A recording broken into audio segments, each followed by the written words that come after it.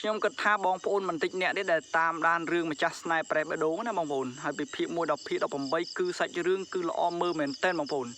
ហើយបងប្អូនប្រកាសជាចង់ដឹងថាភាគទី19ជាភាគបញ្ចប់ដែរឬទេអញ្ចឹងបងប្អូនអរគ្នាយើងមានរងចាំតាមដានទស្សនាទាំងអស់គ្នាបងប្អូនហើយមិនដឹងថាយប់នេះឬយប់ស្អែកទេបងប្អូនយើងអត់ទាន់ដឹងទេហើយយើងមកនិយាយពីសាច់រឿងភាគទី18សិនបងប្អូនសាច់រឿងចុងក្រោយនេះគឺលោកវិននិងលោកជេមនឹងបានរៀបគម្រោងការដើម្បីធ្វើសុំទោសលោកឆាយណាដើម្បីឲ្យអាជីស្ងប់ចិត្តឲ្យលោកឆាយស្ងប់ចិត្តទៅកុំឲ្យថាគាត់ដឹងរឿងរបស់អ្នកទាំងពីរហ្នឹងបាទលោកជេមក៏ដើរតួសម្ដែងឲ្យលោកឆាយនឹងទុកចិត្តអញ្ចឹងណា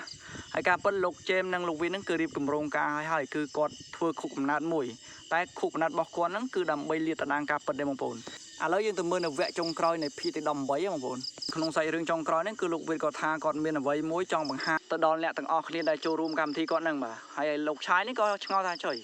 លោកវិនហ្នឹងមានផលិតផលថ្មីទេអីជីគាត់គិតថាលោកវិនប្រហែលជាមានអី surprise គាត់ហើយបងប្អូនបាទហើយលោកវិនក៏គាត់បានលើកដៃសុំទោសភ្ញៀវកិត្តិយសទាំងអស់ហ្នឹងណាហើយគាត់ថាគាត់ត្រូវតែបង្ហាញបាទនេះជាវីដេអូដែលលោកសនបានថតផ្ញើឲ្យលោកវិនហើយស្រាប់តែឃើញហើយអាជីគាំងមកដល់បងប្អូនតាមខ្ញុំគិតលោកវិននឹងត្រៀមសមត្ថកិច្ចរួចរាល់ហើយដើម្បីចាប់លោកឆាយហើយនឹងនាយបឺតបងប្អូននាយបឺតដែលជាកូនចៅរបស់គាត់ណាពួកគាត់តាមតន់អស់ហើយបាទគាត់មានភ័ស្តុតាងគ្រប់គ្រាន់ដើម្បីចាត់ការលោកឆាយនិងអាជីហើយនឹងនាយបឺតហ្នឹង